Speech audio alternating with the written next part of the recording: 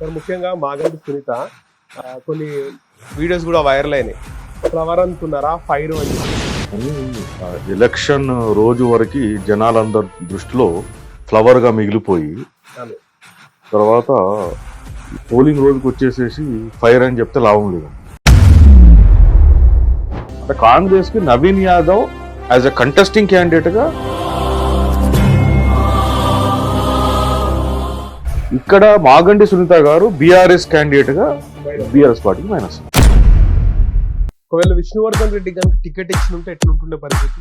అంటే నా అంచనా డెఫినెట్లీ మాగంటి సునీత కంటే కొంచెం ఛాన్సెస్ ఉండేది. ఎప్పుడైతే నామినేషన్ ప్రక్రియ అంతా అయిపోయిన తర్వాత ఎప్పుడైతే యాక్చువల్ దంగల్ అంటాం కదా, ఆ వార్లోకి వెళ్ళేటప్పుడు కనిపించింది ఏంటి అంటే స్టేట్ గవర్నమెంట్ కాంగ్రెస్ పవర్ లో ఉంది. ఖచ్చితంగా బుద్ధి చెప్పాలి గవర్నమెంట్ అనుకొని జనాలు డిసైడ్ అయినప్పుడు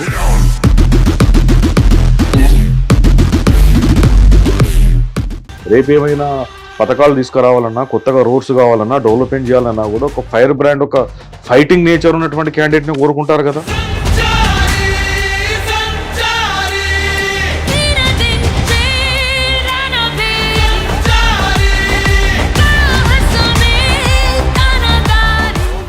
ఎన్నికల్లో ఒకవేళ కేసీఆర్ గారు కనుక నిజంగా ఆయన ప్రచారానికి రాకపోతే మళ్ళీ కాంగ్రెస్ వైపే ప్రజలు ఉండే అవకాశం ఉంటుందా? ఇదే కొనసాగే అవకాశం ఉంటుందా? ఇప్పుడు వచ్చే ఎలక్షన్ మాత్రం డెఫినెట్లీ చాలా ఇంట్రెస్టింగ్.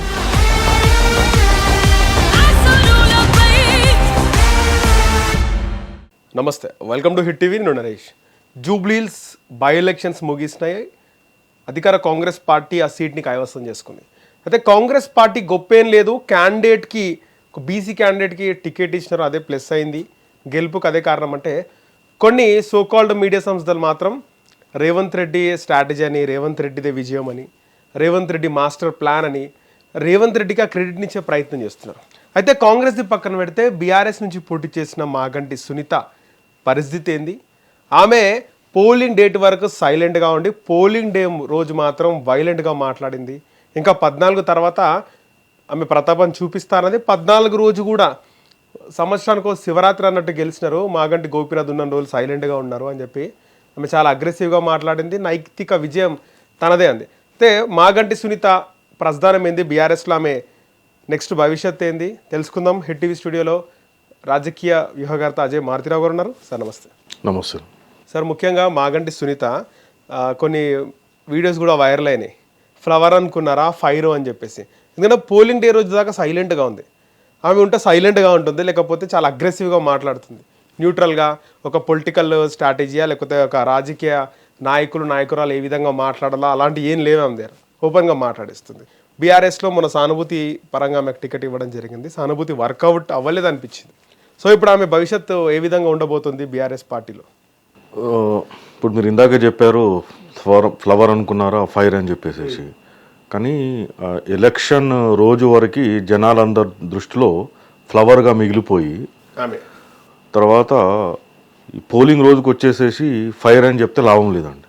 అంటే తను ఫైర్ అనే ఏదైతే చెప్పదలుచుకుందో ఎన్నికల ప్రచారంలోనే నిజంగానే మాగంటి సునీతలో కూడా ఫైర్ ఉంది, ఆమె మహిళ కాదు, సో ఫైర్ బ్రాండ్ అని చెప్పేటట్టుగా ఆ రకంగా తను ప్రసంగాల్లో కూడా మాట్లాడితే తను నిజంగానే ఫైర్ అని చెప్పి జనాలు నమ్ముతుండే. వాస్తవంగా చెప్పాలంటే ప్రతి ఉప ఎన్నికలో కూడా ఎప్పుడైతే క్యాండిడేట్ చనిపోతూ వచ్చే ఉప ఎన్నికలో సాధారణంగా ఏమవుతుందంటే ఉప ఎన్నిక 2 రకాలుగా వస్తుంది. ఒకటి, ఒక పార్టీలో ఉన్న అభ్యర్థి నైతిక బాధ్యత వహించి వేరే పార్టీలోకి వెళ్ళేటప్పుడు నైతికంగా ఆ ఎమ్మెల్యే పోస్ట్కి రాజీనామా చేసినప్పుడు వచ్చే ఉప ఎన్నిక. దురదృష్టవశాత్తు ఇప్పుడున్న రాజకీయాల్లో అది చాలా అరుదుగా జరుగుతూ ఉంటుంది. రైట్. మీరు గతంలో బీఆర్ఎస్లో అదే జరిగింది, ఇప్పుడున్న కాంగ్రెస్లో జరిగింది. అంటే ఎవరు కూడా రిజైన్ చేసి వెళ్ళినటువంటి సందర్భం చాలా తక్కువ. రెండో ఉప ఎన్నిక ఎట్లా వస్తుందంటే సిట్టింగ్ క్యాండిడేట్ దురదృష్టవశాత్తు చనిపోతే వచ్చేటువంటి ఉప ఎన్నిక. ఓకే. ఇప్పుడు వచ్చింది కూడా జూబ్లీహిల్స్లో అదే ఉప ఎన్నిక. అయితే సాధారణంగా ఎక్కడైనా కూడా సిట్టింగ్ క్యాండిడేట్ చనిపోతే వచ్చే ఉప ఎన్నికల్లో సానుభూతి అనేటువంటిది ఖచ్చితంగా ఉంటుందండి. అంటే కొన్ని ఏరియాలలో పూర్తిగా ఉంటుంది, కొన్ని ఏరియాలలో ఒక మోస్తరుగా ఉంటుంది.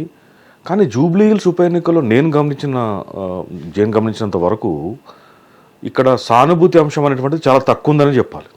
అసలు అంటే ఇప్పుడు ఎన్నికల పోలింగ్ డే వరకు ఆ సానుభూతి 50% కూడా లేదంట. లేదు, 50% సానుభూతి ఉంటే ఖచ్చితంగా గెలిచేది సునీత గారు. నేను అంటాను పర్సంటేజ్లోనే మనం దాన్ని ఒక కులమానంగా తీసుకోవాలనుకుంటే ఐ థింక్ 20-25% బిలోనే ఉందండి సానుభూతి. ఎలక్షన్ మన వాతావరణంకి వెళ్ళేసరికి నామినేషన్ అయిపోయిన తర్వాత ప్రచారంలోకి వెళ్ళేటప్పటికి అనిపించింది ఏంటి అంటే క్యాండిడేట్గా సునీత గారు వీక్ అనిపించింది. క్యాండిడేట్గా అబ్సల్యూట్లీ. ఎందుకంటే అక్కడ కంపారిటివ్లీ కాంగ్రెస్ క్యాండిడేట్ నవీన్ యాదవ్, అంటే కాంగ్రెస్కి Naveen Yadav as a contesting క్యాండిడేట్గా అడ్వాంటేజ్ అయింది. ఇక్కడ మాగంటి సునీత గారు బీఆర్ఎస్ క్యాండిడేట్గా బీఆర్ఎస్ పార్టీకి మైనస్ అయింది. ఒకవేళ విష్ణువర్ధన్ రెడ్డి కనుక టికెట్ ఇచ్చినుంటే ఎట్లుంటుండే పరిస్థితి? అంటే నా అంచనా డెఫినెట్లీ మాగంటి సునీత కంటే కొంచెం ఛాన్సెస్ ఉండేవి. ఎందుకంటే పీజేఆర్ కొడుకు, తర్వాత అతను కూడా కొంచెం అగ్రెసివ్గానే మాట్లాడతాడు కాబట్టి అతను యూతే కాబట్టి సో డెఫినెట్లీ ఒక కాంటెస్ట్ మాత్రం ఉండేది. అంటే బీఆర్ఎస్ ఏం చూసి వచ్చిందో, అంటే సెంటిమెంట్ పరంగా మనకి ఓట్లు వస్తాయని చెప్పి అనుకున్నదో ఏందో తెలియదు. బట్ అది నేను అనుకుంటాను స్ట్రాటజికల్ బ్లండర్, అంటే వ్యూహాత్మక తప్పిదమే బీఆర్ఎస్ చేసింది. మొదట్లో మీలాంటి మీడియా వాళ్ళకి కానీ మాలాంటి అనలిస్టులకు కానీ జనరల్ పబ్లిక్కి, అంటే పొలిటికల్ అవేర్నెస్ ఉన్న వాళ్ళందరూ కూడా అనిపించింది ఏంటంటే మాగంటి సునీత గారికి సహజంగానే భర్త చనిపోయాడు కాబట్టి టికెట్ ఇచ్చారు, ఆ సానుభూతి ఉంటుందేమో అనిపించింది. కానీ ఎప్పుడైతే నామినేషన్ ప్రక్రియ అంతా అయిపోయిన తర్వాత, ఎప్పుడైతే యాక్చువల్ దంగల్ అంటాం కదా, ఆ వార్లోకి వెళ్ళేటప్పటికి అనిపించింది ఏంటి అంటే ఈమె ఎప్పుడైతే మొదటిసారిగా తను స్పీచ్ ఇచ్చిందో అక్కడి నుంచే డ్రాస్టికల్గా తన క్యాండిడేట్గా తన ఇమేజ్ మాత్రం ప్రతిరోజు తగ్గుతూ వచ్చిందని నేను అనేది ఇండివిజువల్గా క్యాండిడేట్గా కంపారిటివ్లీ నవీన్ యాదవ్కి మాగంటి సునీత గారికి కంపారిజన్ ఈమె ఈ విధంగానే ఫైర్గా మాట్లాడింటే ఎట్లా ఉంటుండే? ఖచ్చితంగా అడ్వాంటేజ్ ఉంటుండే కదా. జనరల్గా అంటే స్లాంగ్ వల్ల ఆంధ్ర అనేమన్నా ఈ విధంగా మాట్లాడడం, మళ్ళీ ఆంధ్ర వాళ్ళకి టికెట్ ఇచ్చారు. జూబ్లీ హిల్స్లో కూడా పెద్దగా తెలంగాణ వాదం ఆంధ్రాని ఏముంటుంది, హైదరాబాద్లో అంటే రకరకాల జనాలు ఉంటారు. తర్వాత ఏంది అంటే ఓకే ఓన్లీ సానుభూతి, భర్త చనిపోయింది, ఆ సెంటిమెంటే వర్కౌట్ అవుతుంది అనేటువంటి శాతం ఎంతమంది ఉంటారు చెప్పండి. జనాలు డైనమిక్ లీడరు రేపు గెలిచిన తర్వాత అపోజిషన్ పార్టీలో ఉంది, రూలింగ్ పార్టీలో లేదు. రేపు ఏమైనా పథకాలు తీసుకురావాలన్నా, కొత్తగా రోడ్స్ కావాలన్నా, డెవలప్మెంట్ చేయాలన్నా కూడా ఒక ఫైర్ బ్రాండ్, ఒక ఫైటింగ్ నేచర్ ఉన్నటువంటి క్యాండిడేట్ని కోరుకుంటారు కదా. అధికార పార్టీ నుంచి తను పోటీ చేస్తేనేమో అది వేరే రకంగా ఉండే. నువ్వు అపోజిషన్ పార్టీలో ఉన్నప్పుడు మరి నువ్వు అపోజిషన్లో ఉండి గెలిపిస్తే, నేను అధికార పార్టీ వ్యక్తిని కాదని గెలిపిస్తే నేను వాళ్ళకి ధీటుగా పనిచేస్తానని చెప్పాలంటే నీ ఎంత మరి నీ వోకల్ పవర్ ఎంత ఉంది, నీ పోరాట పటిమ ఎంత ఉంది, అది అయితే కనబడాలి కదా, ఆ క్యారెక్టర్ అండ్ అదంతా కూడా. సో డెఫినెట్లీ అది మైనస్ అయిందని నేను అనుకుంటాను. సో ఇప్పుడు ఆమె బీఆర్ఎస్లో కొనసాగుతుందంటారా, లేకపోతే రాజకీయాల నుంచి దూరంగా ఉండే అవకాశం ఉంటుందంటారా? బీఆర్ఎస్లో కొనసాగుతుందా, రాజకీయంగా ఉండే అవకాశం ఉందా అనేటువంటిది అది బీఆర్ఎస్ చేతిలో ఉంది. మీరు గతంలో కూడా చూస్తే దుబ్బాక ఉప ఎన్నికల లోపల సోలిపేట రామలింగారెడ్డి గారు, తను 4 సార్లు ఎమ్మెల్యే ఉన్నటువంటి వ్యక్తి, కీలకమైనటువంటి నేత బీఆర్ఎస్ పార్టీ. సో తాను చనిపోయిన తర్వాత వచ్చినటువంటి ఎన్నికల లోపల అప్పుడు వాళ్ళ సతీమణి కూడా సుజాత గారిని అప్పుడు పోటీలో పెడితే ఆ ఎన్నికలు ఓడిపోయిన తర్వాత మళ్ళీ తెరమరుగైపోయింది. బీఆర్ఎస్ రాజకీయం ఎట్లా ఉంటుంది అంటే సెంటిమెంట్ వర్కౌట్ అవుతుందనే యాంగిల్లోనే సునీతగా తీసుకొచ్చారు. ఇక్కడ కూడా ప్రత్యేకంగా ప్రేమేం లేదు అక్కడ. ఖచ్చితంగా నేను అనుకోవడం ఏంటంటే ఆల్రెడీ పార్టీలో ఊహాగానాలు ఏంటంటే బై ఎలక్షన్ కాబట్టి సానుభూతి వర్కౌట్ అవుతుందని చెప్పి విష్ణువర్ధన్ రెడ్డికి టికెట్ ఇవ్వలేదు. నెక్స్ట్ ఎట్లాగో మళ్ళీ 2028 ఎండ్లోనో లేకపోతే 2029 జమిలీ ఎలక్షన్ ఒకవేళ జరిగితే ఆ ఎలక్షన్లో ఖచ్చితంగా మళ్ళీ విష్ణువర్ధన్ రెడ్డి గారికి జూబ్లీహిల్స్ నుంచి టికెట్ ఇస్తారు. అక్కడ నుంచి 2 క్యాండిడేట్ ఉన్నారండి. బీజేపీ నుంచి రావుల శ్రీధర్ రెడ్డి అని చెప్పి బీఆర్ఎస్లో జాయిన్ అయ్యాడు. ఆయన 2 times బీజేపీ నుంచి కంటెస్ట్ చేశాడు జూబ్లీహిల్స్ నుంచి. ఆయన కూడా ఆశిస్తున్నారు టికెట్. మీరు గతంలో చూస్తే ఈయన శ్రీధర్ రెడ్డి గారు టీఆర్ఎస్లోకి వచ్చిన తర్వాత, బీఆర్ఎస్లోకి వచ్చిన తర్వాత ఒక వీడియో కూడా మీరు చూసుంటారు. తెలంగాణ భవన్ లోపల ఒక మీటింగ్ అవుతా ఉంటే మౌగంటి నేను ఎవరు రమ్మన్నారు అని చెప్పి పరుషంగా మాట్లాడడము అది అంతా కూడా.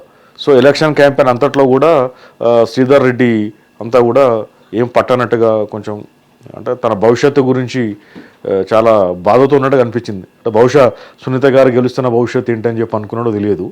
సో ఖచ్చితంగా 2 ఉన్నారు ఇప్పుడు.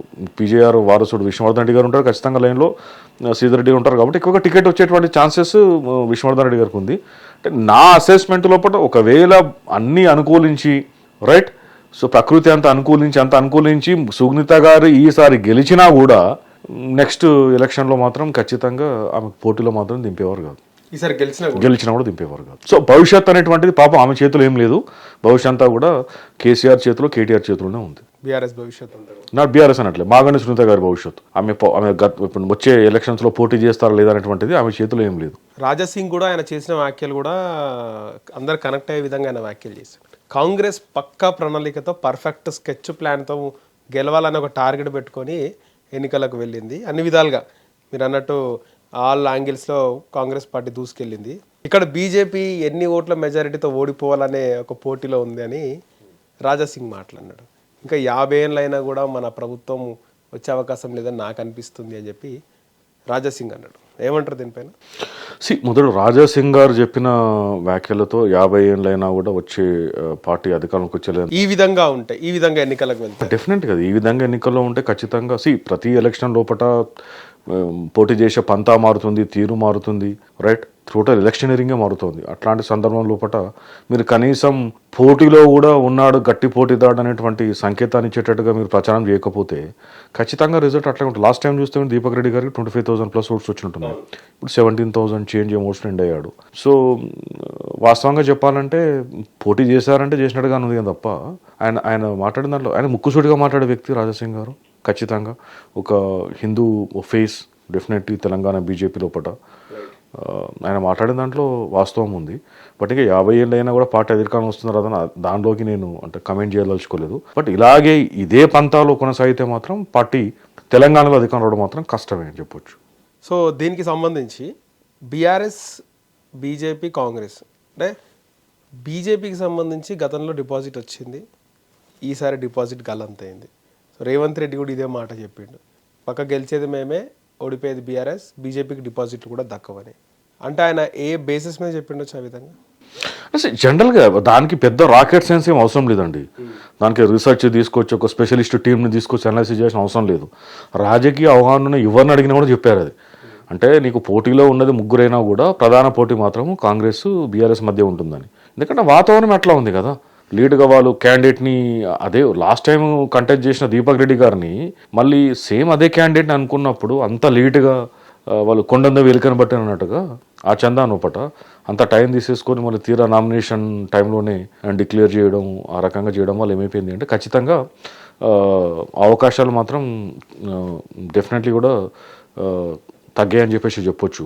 తర్వాత మొదటి నుంచి కూడా టీఆర్ఎస్ కాంగ్రెస్ అగ్రెసివ్ క్యాంపెయిన్ ఉంది కాబట్టి బీజేపీ ఎక్కడ పోటీ చేయకపోవడం, పోటీలో లేకపోవడం. అంటే వచ్చిన 17,000 ఓట్లు కూడా హిందువులు, బీజేపీ ఆ మనోభావాలు ఉన్న వాళ్ళు వేసిండొచ్చు అంటారా?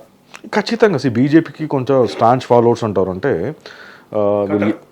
కట్టర్ హిందూస్ అంటాం కదా, వాళ్ళు ఎవరు పోటీలో ఉన్నా కూడా ఖచ్చితంగా క్యాండిడేట్ వీకా స్ట్రాంగ్ అని చూడకుండా ఓట్లు వేస్తారు. డెఫినెట్లీ ఆ పడ్డ ఓట్లు కూడా అదే ఓట్లే ఉంటాయి. సరే, ఈ బీఆర్ఎస్ ఓటమి, కాంగ్రెస్ గెలుపు జూబ్లీహిల్స్ ప్రజలు ప్రభుత్వాన్ని యాక్సెప్ట్ చేస్తున్నట్టేనా? ఆ విధంగా అనుకోవచ్చా? అందుకే కదా ఇప్పుడు రేవంత్ రెడ్డి గారు సర్వశక్తులు ఒడ్డి ఎందుకు అక్కడ చేశాడు అన్ని ఎవ్రీ డివిజన్లో రోడ్ షో పెట్టడము, స్వయంగా 3 రోజులైతే తానే స్వయంగా మానిటర్ చేశారు. స్వయంగా సీఎంఓ నుంచే మానిటర్ చేశారు. అంటే తనకు తెలుసు కదా ఇప్పటికే ఒక వైపు నుంచి బీఆర్ఎస్ 6 గ్యారంటీలు అమల్లో ఫెయిలు, ప్రజల్లోకి వెళ్ళేటువంటి మొహం లేదు, ఎక్కడ పోయినా కూడా రేవంత్ రెడ్డిని తిడుతూ ఉన్నారు, ఎప్పుడు ఎలక్షన్ వస్తుందో బుద్ధి చెప్దాం అనే దాంట్లో సిద్ధంగా ఉన్నారు అనేటువంటి ఒక ప్రచారం చేస్తున్న క్రమం లోపల ఖచ్చితంగా ఇప్పుడు everything is fair in love and war అంటారు. అంటే మనం గెలిచామా లేదా అనేటువంటిది కౌంట్ అవుతుందండి. ఆ రకంగా ఒక్క ఓటుతో గెలిచినా కూడా గెలిపే. సో డెఫినెట్లీగా అధికారంలో ఉన్నవాళ్ళు ఖచ్చితంగా సామ వేద దాన దండోపాయాలు అంటారు కదా, అన్నిటిని ఉపయోగిస్తారు ఖచ్చితంగా. ఎందుకంటే వాళ్ళకి ఆ రిసోర్సెస్ ఉంటుంది. ఒకవేళ 3 సంవత్సరాలు ఇంకా టైం ఉన్న సందర్భంగా ఒకవేళ ఓడిపోయారంటే డెఫినెట్లీగా కూడా క్వశ్చన్స్ అన్నీ వచ్చేటివి కదా. అంటే నీ రేవంత్ రెడ్డి ఫెయిల్యూర్ అని, కాంగ్రెస్ గవర్నమెంట్ ఫెయిల్యూర్ అని. సో ఈ రకంగా అందుకనే రేవంత్ రెడ్డి అంత ఫోకస్గా పెట్టి ఎలక్షన్ గెలిచాడు కాబట్టి సరే ఎలా గెలిచాడు, ఏ విధంగా గెలిచాడు, అది ఫేక్ ఓట్లు ఉన్నాయా, ముస్లింలను అప్పీల్ చేసి ముస్లింలను దగ్గర తీసుకొని అచ్చికబుచ్చిగా చేసుకొని అది చేశాడు, ముస్లిం టోపీ పెట్టుకున్నాడు, ఒక పేరు మార్చుకోవడమే తక్కువ ఉందనేది ఏమైనా కానివ్వండి. బట్ అల్టిమేట్లీ గెలుపు ఎలా గెలిచావు అనేటువంటిది ఇండియన్ పాలిటిక్స్ లోపల అదేం ఇంపార్టెంట్ కాదండి. డబ్బులు వంచి గెలిచావా, దొంగోట్లు వేయించావా, భయపెట్టి గెలిపించావా, పవర్ ఉంది కదా సార్. ఇప్పుడు స్టేట్ గవర్నమెంట్ కాంగ్రెస్ పవర్లో ఉంది. పవర్ ఎంతవరకు పనిచేస్తుంది సార్ ఈ ఎన్నికల్లో? 100% పనిచేస్తుంది. అంతే, అన్ని విధాలుగా అన్ని విధాలు ఎవరికైనా. అంతకుముందు బీఆర్ఎస్ పార్టీ అధికారం ఉన్నప్పుడు చేయలేదా? మునుగోలు ఏం చేశారు వాళ్ళు? అంటిల్ అన్లేస్ ఒక వేవ్ వచ్చే వరకు తప్పితే లేకపోతే పని చేస్తుంది. లేదు అనట్లే, అంటే అధికారం అనేటువంటిది అడ్వాంటేజా లేదంటే ఉంటుంది. అది నువ్వు ఏ రకంగా అంటే యాంటీ ఇన్కంబెన్సీ అంటే వ్యతిరేకత సపోజ్ వ్యతిరేకత గవర్నమెంట్ మీద 70-80% ఉండి ఖచ్చితంగా బుద్ధి చెప్పాలి గవర్నమెంట్ అనుకొని జనాలు డిసైడ్ అయినప్పుడు ఎంత మీరు అధికారాన్ని ఉపయోగించినా కూడా ఒక రకంగా ఎంతవరకు ఉపయోగపడుతుందంటే, ఎగ్జాంపుల్ మనం హైపోథెటికల్ అనుకుందాం, గవర్నమెంట్ ఒక 50,000 నుంచి 60,000 ఓట్లతో ఓడిపోయే ఛాన్స్ ఉందనుకోండి. అధికారాన్ని అన్నిటి రిసోర్సెస్ని ఉపయోగించడం వల్ల ఆ మార్జిన్ తగ్గుతుంది. 50,000తో ఓడిపోయేది 20,000తో ఓడిపోతారు. అంటే అక్కడ అధికారం అనేటువంటి డెఫినెట్ అడ్వాంటేజ్ అయినట్టే కదా. రైట్. అంటే కింగ్ కాంటెస్ట్ అంటే 6-7%, బై ఎలక్షన్లో 67% చాలా తక్కువ మార్జిన్. నేను మొదటి నుంచి కూడా చెప్తూ ఉన్నాను. నేను ఇప్పుడు అందరూ అన్నట్టుగా 15%, 18% తేడా ఉండదండి. మనం ఎలక్షన్ లోపల ఒక వారం రోజుల ముందు మనం ఇక్కడ కూర్చొని స్టూడియోలు చేసినప్పుడు అది వేరే సర్వేస్ వాళ్ళు ఒక్కొక్కరిది ఒక్కొక్క అవ్వాలి ఉంటుంది. కానీ నా వరకు అంటే మేము అసోసియేటెడ్ ఏజెన్సీస్ చేసిన సర్వే కానీ నేను అక్కడ డివిజన్లో కొన్ని బూత్స్ నేను చూసినంత వరకు కానీ అంటే దాని సర్వే అనాలిసిస్ చేసినంత వరకు కానీ తర్వాత మిగతా కొన్ని డివిజన్లో కూడా కొన్ని బూత్స్ చేసినప్పుడు అనాలిసిస్ చేసినప్పుడు కానీ అనిపించింది ఏంటి అంటే ఏదేమైనా కూడా 67% మార్జిన్ ఉంటుంది అనిపించింది. 67% మార్జిన్ అనేటువంటిది ఈ 48-49% ఓటింగ్ లోపల చాలా చిన్న మార్జిన్ అది. కాబట్టి అది స్ట్రాటజికల్గా పాయింట్ ఆఫ్ వ్యూ చూసినా తర్వాత అధికారం పాయింట్ ఆఫ్ వ్యూలో చూసినా కూడా అది కాంగ్రెస్కి అడ్వాంటేజ్ అయ్యే ఛాన్స్ ఉందని చాలాసార్లు కూడా మనం మాట్లాడుకున్నాం మనం. సో అదే రిఫ్లెక్ట్ అయింది ఈ ఎలక్షన్ లోపల.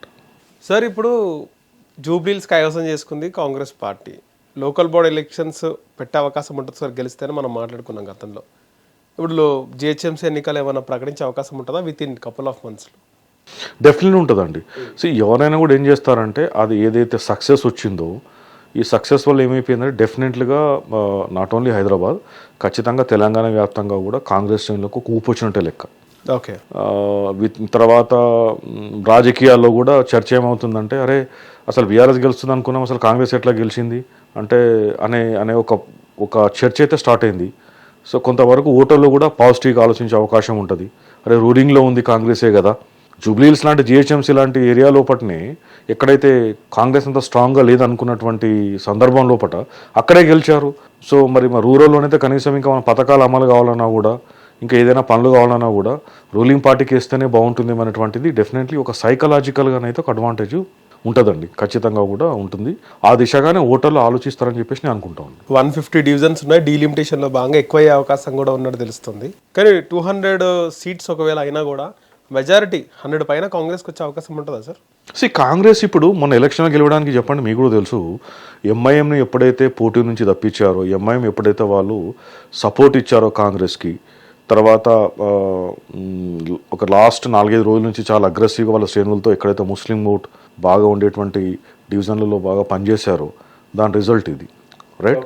అఫ్ కోర్స్ అంటే రేవంత్ రెడ్డి గారు వాళ్ళ టీం అందరూ కూడా చాలా బాగా పనిచేశారు అక్కడ.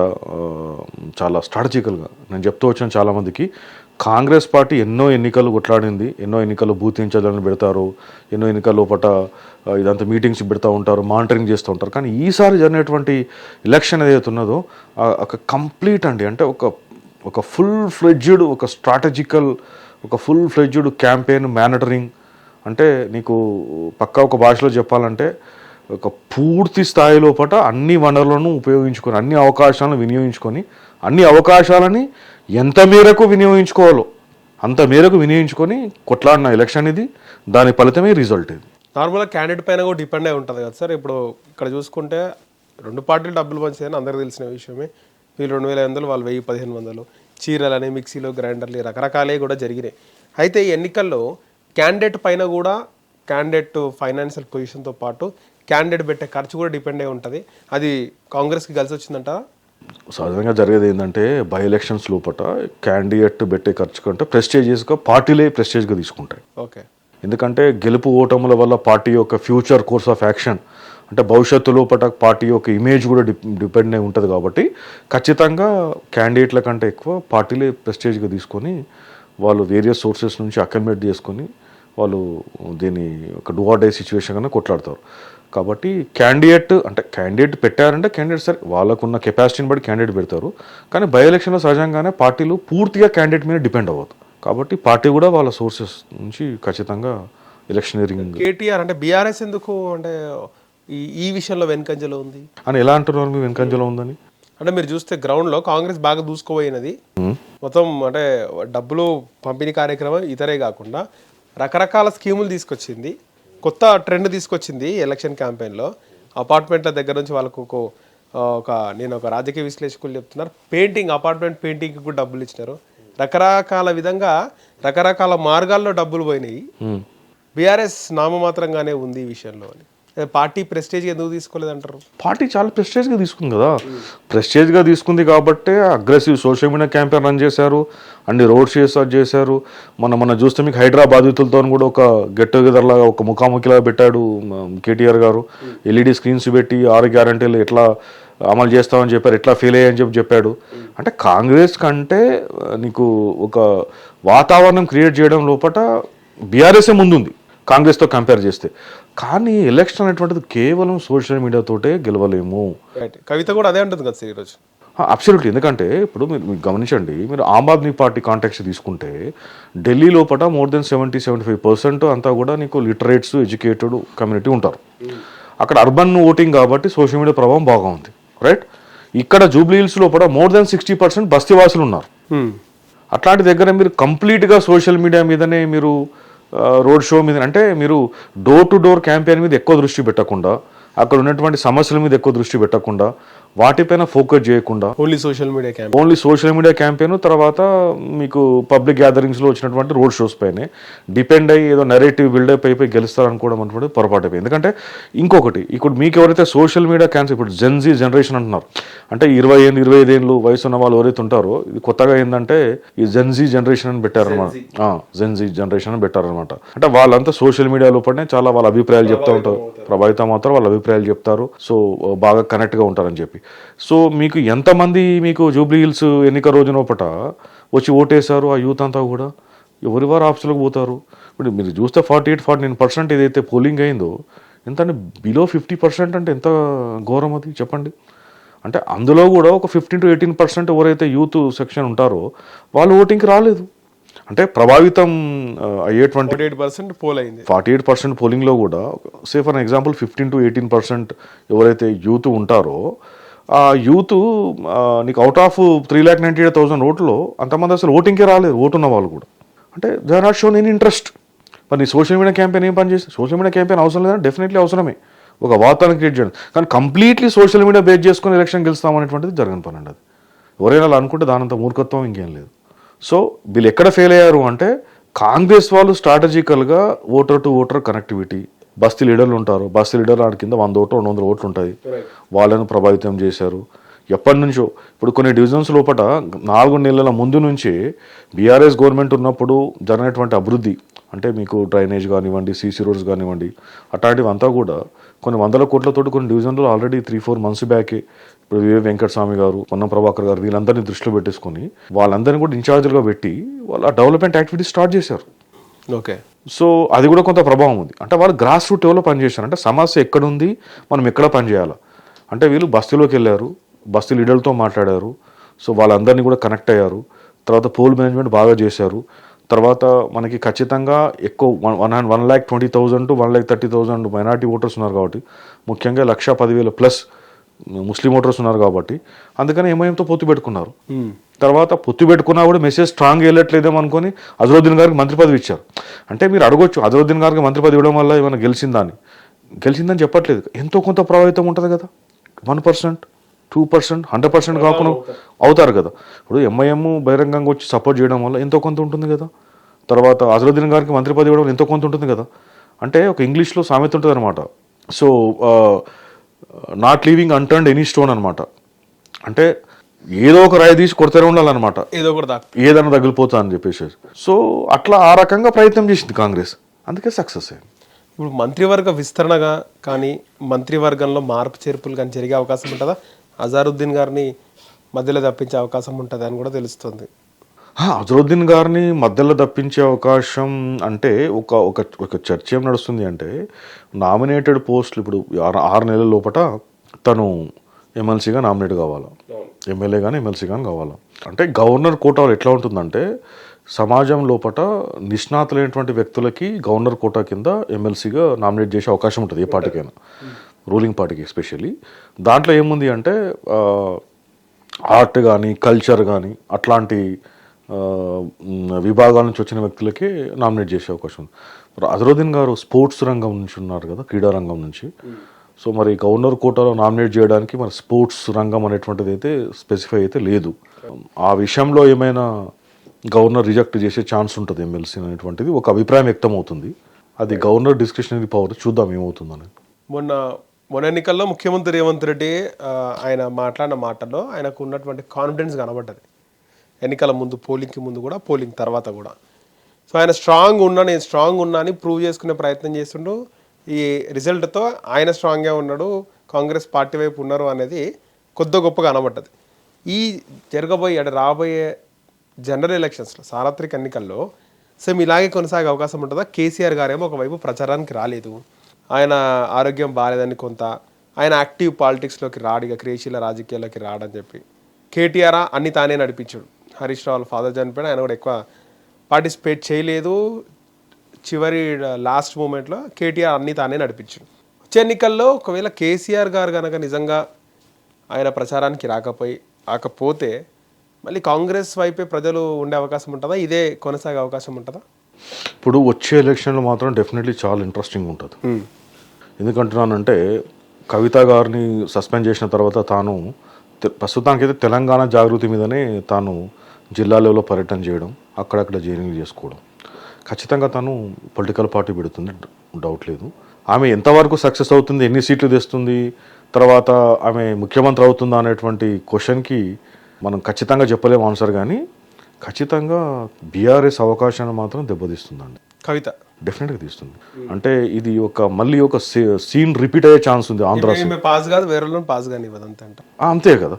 ఇప్పుడు మీకు షర్మిల గారిని చూస్తే కూడా సేమ్ అదే అయింది కదా అక్కడ ఆంధ్ర లోపల. అది కూడా ఒక డ్యామేజ్ అయింది వైఎస్ జగన్ గారికి. డెఫినెట్గా ఒక సొంత చెల్లెలు రోజు ప్రతిసారి జగన్ గారి మీద మరి విమర్శలు చేయడము, వైఎస్ వివేకానంద రెడ్డి గారి హత్య కేసు మీద కూడా క్వశ్చన్స్ రేజ్ చేయడము, పబ్లిక్లో వెళ్ళి తిరగడము, పబ్లిక్ మీటింగ్లో చెప్పడము, రోడ్ షోల్లో చెప్పడం, డెఫినెట్గా కూడా అంటే జగన్మోహన్ రెడ్డి గారికి ఓటు వేయొద్దని చెప్పకపోయినా బహిరంగంగా విమర్శ చేసిందంటే ఎంత డ్యామేజ్ అయింది అక్కడ. సేమ్ డెఫినెట్గా కూడా కవిత గారు కూడా అదే రేపు రాబోయే రోజులు అదే చేస్తారు. దానివల్ల ఎవరికి డ్యామేజ్ అవుతుంది? తను విమర్శించేది కాంగ్రెస్ను కాదు కదా, తను విమర్శించేది బీజేపీని కాదు కదా. ఖచ్చితంగా ప్రతిరోజు హరీష్ రావు గారిని విమర్శిస్తోంది, రేపు రానున్న రోజుల్లో డెఫినెట్గా కేటీఆర్ కూడా విమర్శిస్తుంది. అది ఖచ్చితంగా ఆల్రెడీ స్టార్ట్ చేసింది. ఖచ్చితంగా దానివల్ల డ్యామేజ్ అయ్యే ఛాన్స్ ఉంది. సో తర్వాత రేపు వచ్చేటువంటి రాజకీయాల్లో రేవంత్ రెడ్డి గారు ఒక డైనమిక్ పర్సనాలిటీ అండి. ఒక ఇండిపెండెంట్ జెడ్పీటీసీగా ప్రస్థానం స్టార్ట్ అయ్యి అక్కడ నుంచి ఎమ్మెల్సీ, ఎమ్మెల్యే చాలా ఫాస్ట్గా, అంటే చాలా ఎంత అంటే ఒక స్టాక్ మార్కెట్ ఎట్లా పెరుగుతుంది, ఎట్లా అయితే రైజ్ అవుతుంది ఒక షేర్ వాల్యూ, ఆ రేంజ్లో వెళ్తూ ఆయన పడిపోలేదు. ఆయనది ఇమేజ్, ఆయన అప్పుడు జైల్లో వేసినప్పుడు కూడా మీకు ఓటుకు నోటు కేసులో ఇంకా ఆయన బౌన్స్ బ్యాక్ అయ్యాడు, ఇమేజ్ పెరిగింది. మీరు గమనిస్తే ఆయన ప్రస్థానం అంతా కూడా ఖచ్చితంగా రేవంత్ రెడ్డిది సక్సెస్ స్టోరీ అండి. సో ఆ వాగ్దాటి ఉంది. సో ఆయన సున్నితంగా పరిశీలిస్తాడు, ప్రతి ఏ ఒక్క సమస్య మీదైనా కూడా ప్రతి విషయం పైన అవగాహన ఉంది, మంచి వాగ్దాటి, ఇంకా ఏజ్ కూడా ఉంది తనకి, వయసు ఏం మించలేదు. మీరు అన్నారు ఇందాక కేసీఆర్ పాపం సీనియర్ అయిపోయాడు, 70 ఏళ్ళ వయసులో పైబడ్డాడు, ఆరోగ్యకరమైన సమస్యలు కూడా ఉన్నాయని చెప్పేసి కూడా అంటున్నారు. కేసీఆర్ లెక్కనే ఆయన అవుట్డేటెడ్, నేను న్యూ వర్షన్ అంటుండు కదా. అబ్సల్యూట్లీ అంతే కదా, వాస్తవమే కదా. ఇప్పుడు ఇంకో విషయం కూడా చెప్పిండు చంద్రబాబు గురించి, ఇద్దరము టీడీపీ స్కూల్లోనే చదువుకున్నాము, చంద్రబాబు శిష్యులమే, ఆయన అవుట్డేటెడ్, నేను లేటెస్ట్ మోడల్ అని చెప్పి. 100% తప్పేముంది దాంట్లో, ఆయన టీడీపీ నుంచి వచ్చినాడే కదా కేసీఆర్ గారు, అంతే కదా. సో అంటే నేనేది ఏంటంటే రేవంత్ రెడ్డి గారికి అన్ని క్వాలిటీస్ ఉన్నాయి, అంత ఈజీగా మనము తీసి పారేయలేము. సో జనాలు ఎట్లుంటారంటే ఇంకా 3 years టైం ఉందండి.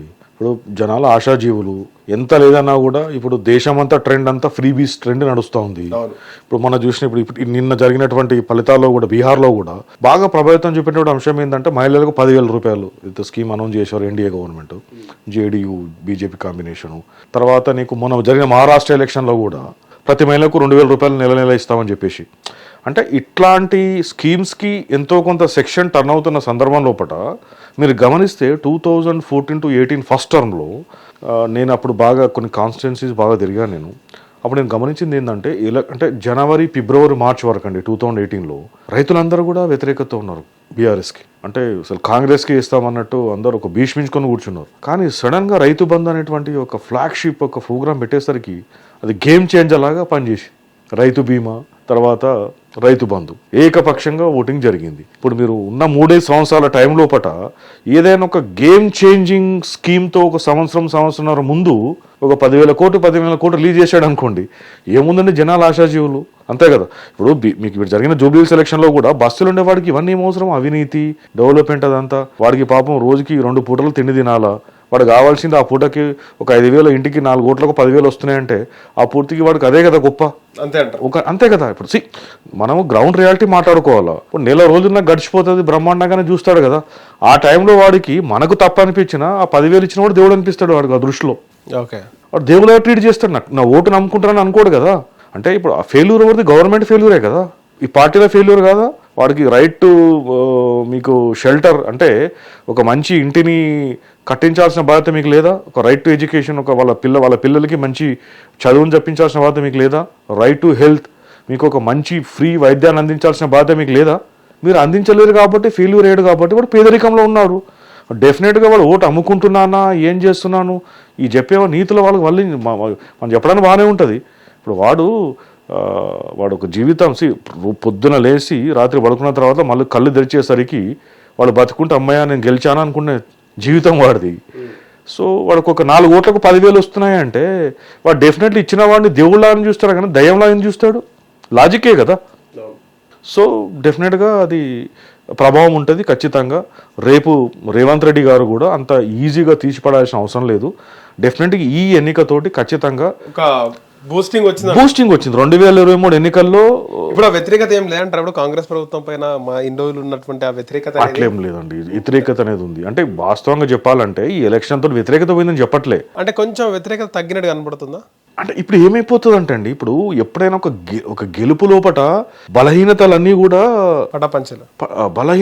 కూడా అది దాగిపోతాయి. దాని గురించి ఎవరు మాట్లాడరు. ఓడిపోయినప్పుడే మీరు 100 విషయాల గురించి మాట్లాడతారు, ఇది ఇలా చేసే ఉండే అది అలా చేసే ఉండే అని చెప్పేసి. అంటే ఒక విక్టరీకి ఉన్నటువంటి పవర్ అనమాట, విజయానికి ఉన్నటువంటి పవర్ అది. కానీ ఇక్కడ ఒక విషయం మాట్లాడుకోవాలి సార్. అంటే ముఖ్యంగా బీఆర్ఎస్ ఓడిపోతే బీఆర్ఎస్కి ఓటమి కారకుడు కేటీఆర్ అని ఇలా రకరకాల స్టోరీస్ మనం ఈ 24 అవర్స్లో వింటుండే. అవి ఏం బయటికి రాలే అసలుకి. డబ్బుతో గెలిచిరు, నైతిక విజయం మాది, ఇవే కనబడుతున్నాయి. ఒకవేళ కాంగ్రెస్ ఓడిపోతే రేవంత్ రెడ్డిని మారుస్తున్నారని, మంత్రుల్లో సఖ్యత లేదని, కాంగ్రెస్ పార్టీ పైన ప్రజలు వ్యతిరేకత ఉన్నారని అసలు సోషల్ మీడియాలో ఇప్పటివరకు మీరు అన్నట్టు రకరకాల కథనాలు చూస్తుండే. అబ్సల్యూట్లీ. ఇప్పుడు ఇంకొక విషయం ఏంటంటే నైతికత. సో నైతిక విజయం అలా అయితే మరి బీఆర్ఎస్ పార్టీ కూడా అధికారంలో ఉన్నప్పుడు వాళ్ళు మిస్యూజ్ చేయలేదా పవర్ని, వాళ్ళు పోల్ మేనేజ్మెంట్ చేయలేదా? ఇంతకంటే ఘోరంగా ఉండేనా సార్? 100% చేశారు. వాస్తవం కాదా? వాళ్ళు అభ్యర్థుల డబ్బులు పంచకుండా వాళ్ళని కట్టడి చేయడము, లేకపోతే మీకు ప్రలోభాలు పెట్టి లీడర్లని కొనడము, బై ఎలక్షన్ రాగానే అపోజిషన్ పార్టీ ఉన్న లీడర్లను తైలాలు అందించి కొనడము, భయపెట్టించేసి కేసులు పెడతామని బెదిరించి పార్టీలోకి తీసుకోవడము చేయలేదా? చాలా చేశారు. అంటే నువ్వు నేర్పిన విద్యనే నీరజాక్ష అని అంటున్నారు కదా, ఒక సామెత ఉంటుంది అనమాట.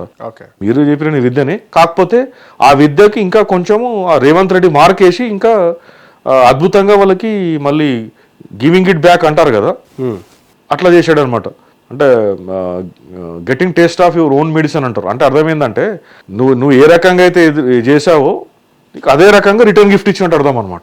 డెఫినెట్లీ అది. అంటే ఈ విషయం లోపల బీఆర్ఎస్ వాళ్ళు అధికార దుర్వినియోగం చేశారు, అనైతిక విజయము, దాన్ని జనాలంతా సీరియస్గా తీసుకోవట్లేదు. ఎందుకంటే ఎన్నో ఉప ఎన్నికలు వీళ్ళు చేశారు కదా. అది నార్మల్గా ఎన్నికల ముందు ఈ జూబ్లీస్ ఎన్నికల్లో ఒక రెఫరెండం అని చెప్పి 2 పార్టీల నాయకులు మాట్లాడినారు సార్. సో కేటీఆర్కి ఇంకా అంటే ఒక పార్టీ నడిపేంత సామర్థ్యం ఇంకా రాలేదనుకోవచ్చా?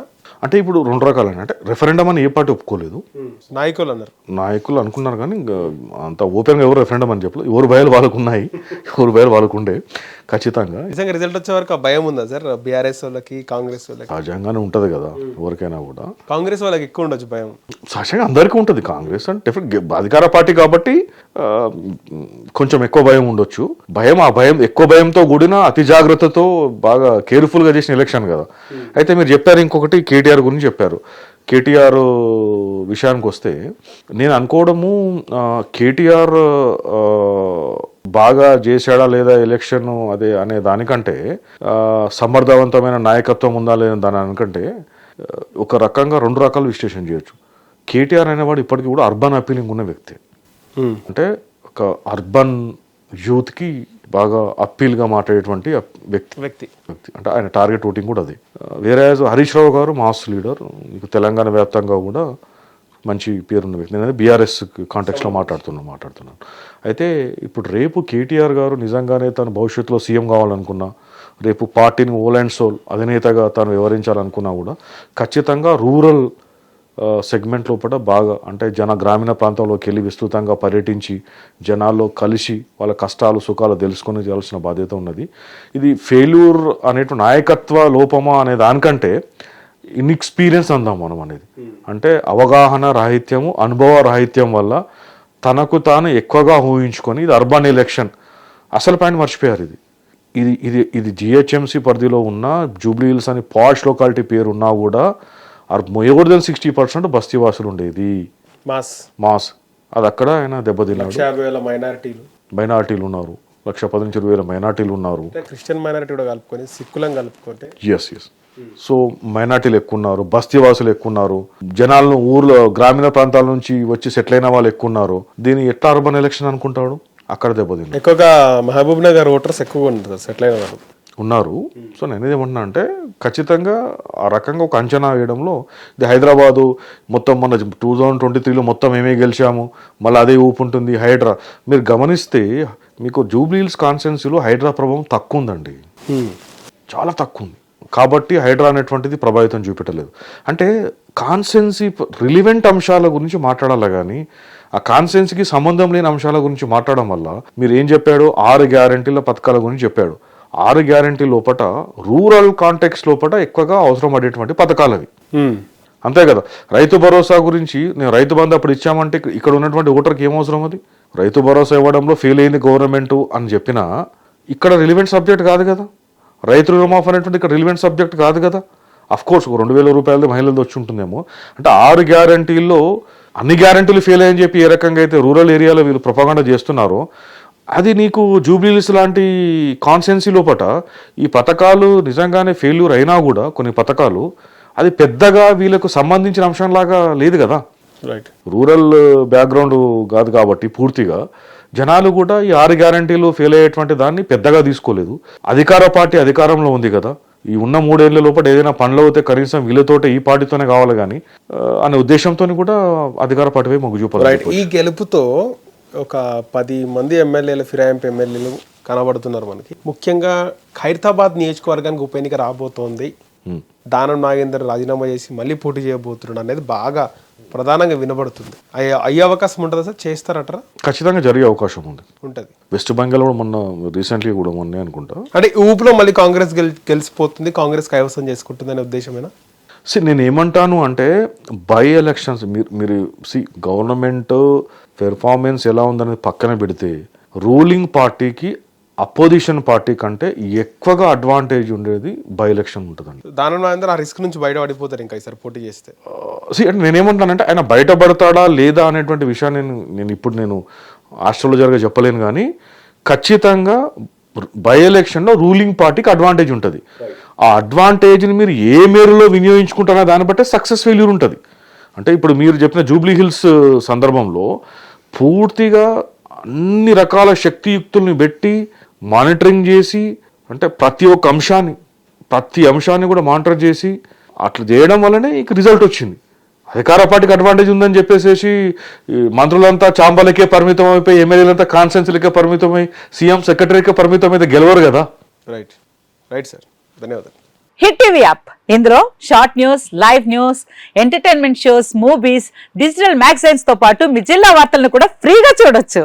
ఇంకెందుకు ఆలస్యం, వెంటనే హిట్ టీవీ యాప్ ని డౌన్లోడ్ చేసుకుని ఫ్రీగా ఎంటర్టైన్మెంట్ పొందండి. Hit TV app, hit TV app, please download hit TV app. Hit TV app ని ఫ్రీగా డౌన్లోడ్ చేసుకొని ఎంజాయ్ చేయండి. మీకు నచ్చిన ఎంటర్టైన్మెంట్ కోసం హిట్ టీవీ యాప్ ని ఫ్రీగా డౌన్లోడ్ చేసుకుని ఎంజాయ్ చేయండి. హిట్ టీవీ యాప్ని డౌన్లోడ్ చేసుకుని ఆస్వాదించండి, ఆశీర్వదించండి. ఇంతమంది సెలబ్రిటీలు హిట్ టీవీ యాప్ ని డౌన్లోడ్ చేసుకోండి అని చెప్తున్నారంటే ఎంత మంచి యాప్ ఆలోచించండి. అమెరికా అమెరికా అమెరికా అమెరికాలో చదవాలనుకునే వాళ్ళకి విశ్వసనీయమైన పేరు మన శౌర్య కన్సల్టెన్సీ. UK లో 1 year masters. UK లో 1 year masters. 2 years work permit up to 5 years visa. Contact Saurya Consultancy. Contact 89851 89851.